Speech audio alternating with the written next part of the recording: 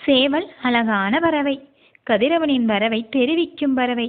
ஞான சூரியனான முருகனின் வரவை அடியவர்களுக்கு உணர்த்தும். சேவல் வீரமுள்ள பறவை. உலகின் இருளகற்ற கதிரவன் வருவது போல் அன்பர்களின் அறியாமை இருளகற்ற கந்தன் வருவான் என்பதையே சேவல் உணர்த்துகிறது. சேவல் கூவுவதை உற்று கவனித்தால் ஓர் உண்மை விளங்கும். சேவல் கொக்கருகோ கொக்கருகோ என கூவும் குரல் முருகப்பெருமானை போற்றுவதாகவே அமைந்துள்ளது.